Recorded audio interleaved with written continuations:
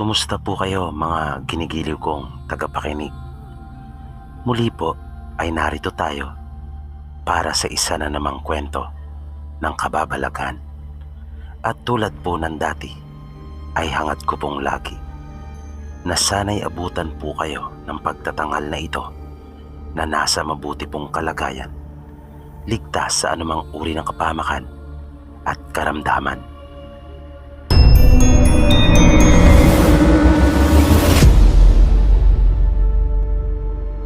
Wag. Iyan ang malakas na sigaw nung babae. Para pigilan sana ako sa ginagawa kong pag-atake sa kanyang asawa. Pero nagpatuloy pa rin ako sa aking ginagawa.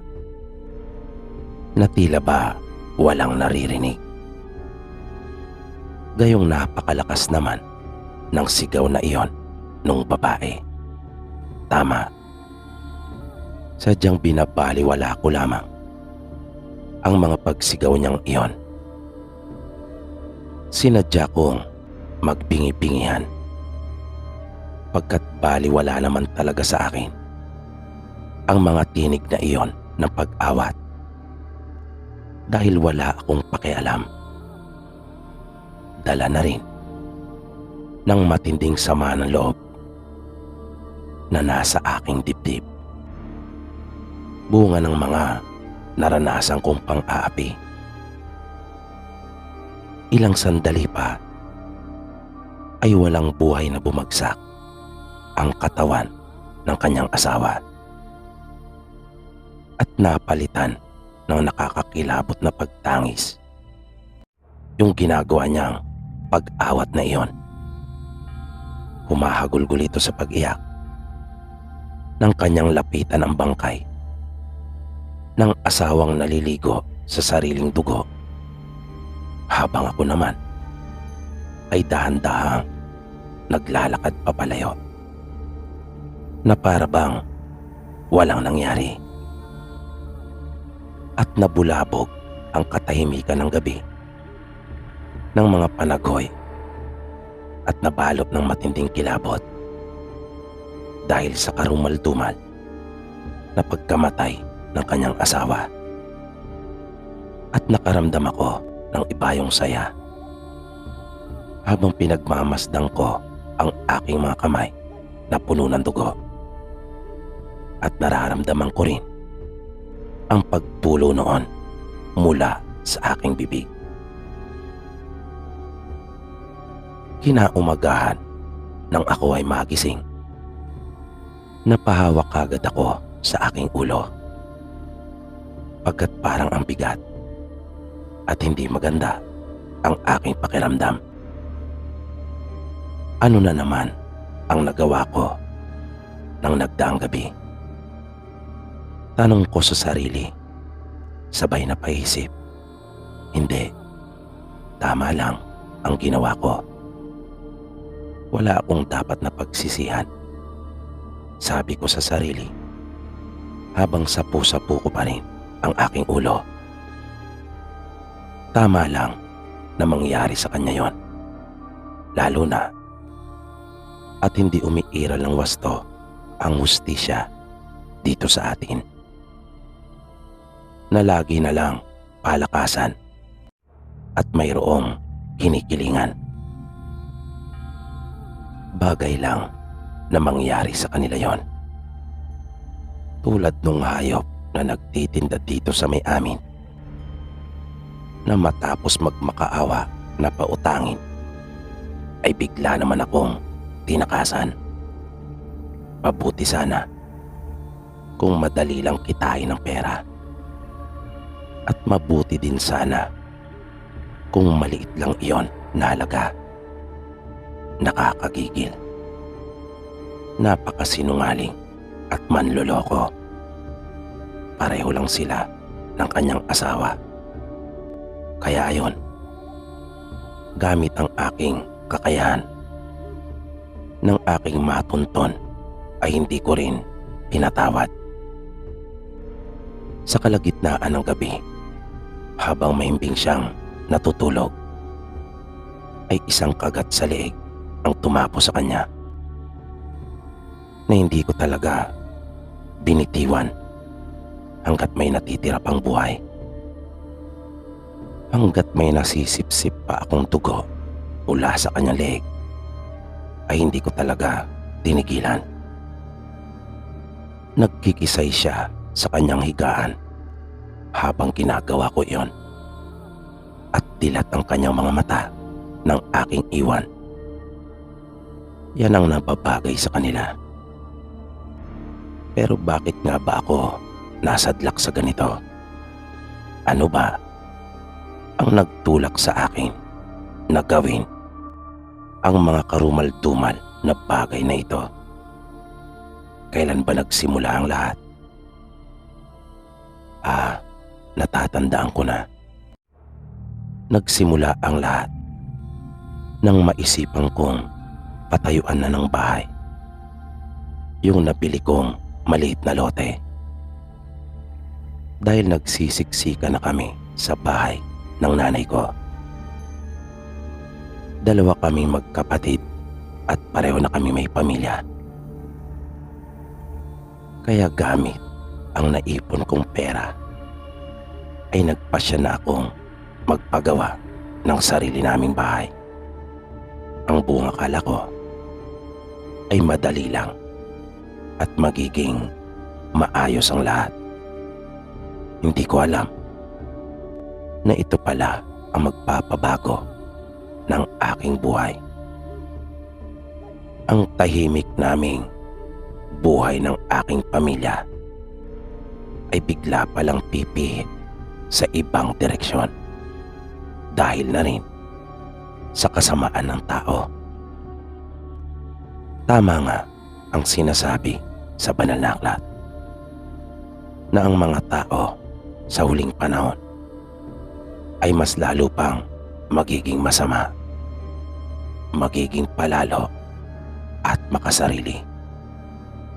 Lalong-lalo na yung mga nanunungkulan sa gobyerno, mga walang pakialam at pakundangan, na sana silang inaasahan mong tutulong sa iyo dahil sila ay mga tagapaglingkod.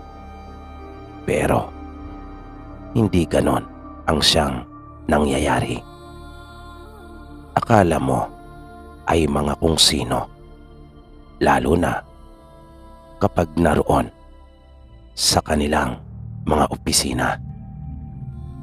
Akala mo ba'y mga hari? Hindi sila mga tagapaglingkod. Hindi pagsiserbisyo sa publiko ang nasa puso at isip nila, na ikaw pa nga ang mahihiya minsan kapag kakausapin mo sila, na ang dapat sana ay tayo ang inaasikaso pagkat tayo ang siya nagpapasweldo sa kanila. Pero hindi iyan ang realidad. Paano nga ba nag-ugat ang lahat ng ito? Tama. Naaalala ko na. Nagsimula ito nang magpunta na ako sa munisipyo upang magtanong at alamin kung ano ang mga kailangang dokumento para sa pagpapatayo ng bahay. At nang maihanda ko na, ay hinanapan pa ako ng kung ano-ano na halatang mayroon silang ibang gusto. At hindi pa dyan nagtapos ang lahat. Dahil lang papasukin ako sa opisina ng pinakamataas sa kanilang departamento upang ako ay kausapin, ay nilait-lait ako at binantaan pang kakasuhan dahil sa pagsasabi ko ng aking mga naobserbahan at nakikita. Dahil totoo naman, bakit nila ako hahanapan ng kung ano-ano? Gayong nakikita ko sa iba na hindi naman ganon. Na hindi nila ipinapatupad ng patas yung sinasabi nilang batas. Pag hindi ka kakilala, gagamitan ka ng batas. Pero kapag kaibigan nila, kamag-anak o di kaya'y kakilala, walang batas-batas. At kanila itong binabaliwala. At iyon ang ikinagalit niya sa akin. Ganyan ang mga nagtatrabaho sa gobyerno. Pag nasilip mo sila sa kanilang mga kabulastugan, ay umuusok agad ang mga puwet. Pagkat tingin nila sa atin, karaniwang mamamayan lang na mas mababa kesa sa kanila. Ang kanilang nakakalimutan ay yung sinusweldo nila ay galing sa pawis at ating mga pinagpaguran. At dahil nga sa naging alita namin, mas lalo pa nila akong ginipit. Hinanapan nila ako ng hinanapan ng butas para hindi mailabas ang aking building permit. Kinalawang na ang mga bakal na binili ko. Unti-unting inanod ng ulan yung mga buhangin at graba ko hanggang sa tuluyan na iyong maubos. Tumigas na rin ang mahigit 20 paglang simento at hindi na mapapakinabangan pa. Kaya sabihin mo, serbisyo ba yan o perwisyo? Idagdag pa yung panghaharas ng kanyang mga tauhan na pilit akong pinapipirma sa notice dahil nagpapatrabaho umano ng walang kaukulang dokumento. Na ang gusto yata nilang mangyari ay patawan pa ako ng penalty kahit nakikita naman nilang walang gumagawa.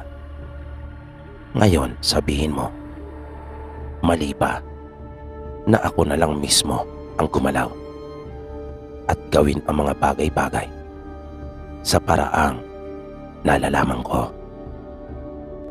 Pagkat inilapit ko na sa kung sino-sino ang problema kong ito, pero walang pag-asa. Basta wala kang kakilala na karaniwang tao lang at walang impluensya, ay siguradong wala kang mapapala. Yan ang katotohanan.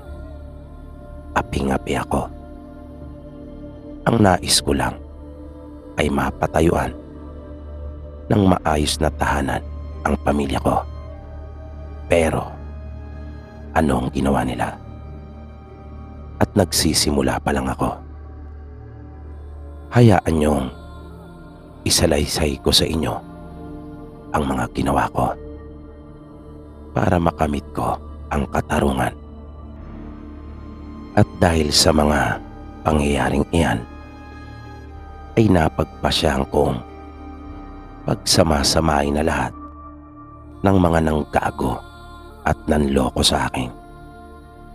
Kung kaya, pati yung nagtitinda dito sa amin dati na nangutang sa akin at tinakasan ako, ay dinamay ko na rin. Magsama-sama na kami sa impyerno. Nakakatawa nga dahil sa totoo lang, ang pangalan ko po ay Anghel. Pero yung mga nagawa ko ay hindi makalangit, kundi gawain ng isang demonyo. At dahil yan sa kasamaan ng mga tao. Kaya kung tatanungin nyo kung ano talaga ako, kung aswang ba ako o tao, ako ay isang aswang. At kailanman ay ayoko nang matawag na tao. Dahil mas hayop pa ang mga taong nakilala ko na tumarantado sa akin kesa sa mga aswang na katulad ko. At paano ako naging aswang? Sa tulong din ng isang aswang na nagmalasakit. Nakita niya ako isang araw at naramdaman niya kaagad yung bigat ng problema na dinadala ko.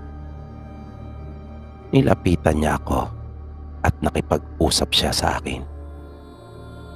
Nung una ay medyo atubili pa akong makipag-usap sa kanya at magkwento ng tungkol sa aking mga problema. Pero gumawa siya ng paraan para maging palagay at panatag ako sa kanya.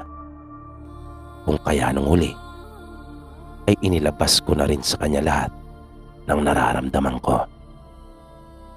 At hindi siya nagdalawang isip na tulungan ako. Pero kailangan ko raw mamili. Pagkat ayon sa kanya, wala na iyong balikan pa. Wala nang ibang paraan para makabalikwas pa ako.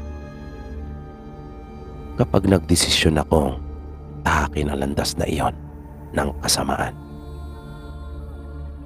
Kaya sabihin nyo nang masama ako. Tama, isa akong anghel na masama. Pero hayaan nyong ipagpatuloy ko yung kwento ng aking kasaysayan. Medyo hindi nga naging maganda yung naging pakiramdam ko matapos kong pagbayarin yung unang gumawa ng aking plano. Siningil ako ng mura pero daig pang pamunas lang sa puwet yung ginawa niya. Sa halagang 8,000 ay ginawa niya ako ng plano ng bahay. Nung una nga, ang sabi niya ay 6,000 lang. Pero dahil sa sanay manloko, kung kaya ganun ang nangyari, pinaasa-asa ako. At dahil sa kagustuhan kong magawa na yung plano, ay napilitan akong taasan ng 2,000. Kung kaya naging 8,000. Dahil parang binablackmail na niya ako. At nang dalhin na sa akin yung plano, ay para lang itong pambalot ng tinapa. Ginawa naman sa A3 na papel pero napakaraming kulang. At hindi pa siya tumupad sa usapan. Sa halip na 2 palapag pagkatapos ay bubong, ang ginawa niya ay islap. Kung kaya, hinanapan ako sa munisipyo ng boring test at structural analysis na madali ko namang nahulaan kung bakit ganun ang ginawa niya. Para nga naman ang sa ganun ay lalapit ako muli sa kanya at sisingilin nila ako ng panibago para sa karagdagang mga dokumento na hinihingi doon sa akin sa munisipyo. Sa makatuwid, gusto lang talaga nila akong pagkakitaan. At dahil doon, kung kaya, nagkaletse-letse ang lahat. Dahil sa kakadepensa ko sa planong ginawa niya, kaya napag-initan ako ng engineering department dito sa bayan namin. Kaya ayon, kasama siya sa aking listahan. At parang isang magandang awitin ang narinig ko nang sumigaw at magsimula ng umiyak ang kanyang asawa. At isang napakagandang tanawin para sa akin. Habang nakikita ko yung matinding sindak sa mukha niya nang kanya akong makita habang sinasakmal ko ang walang kwenta at manloloko niyang asawa. Marahil ay hindi siya nagwapuan sa akin. Kung kaya, takot na takot siya. Medyo hindi kasi talaga presentable ang itsura ko sa tuwing magpapalit na ako ng anyo. Nanlilisik ang aking mga mata habang nanginginig yung aking mga kamay. At hindi karaniwang mga mata ang taglay ko sa mga pagkakataong iyon, na kapag nakita mo ay matatakot kang talaga, dahil para itong puno ng dugo sa pagkapula at yung kulay itim ay lumiliit na halos mas malaki lang ng kaunti sa tuldok.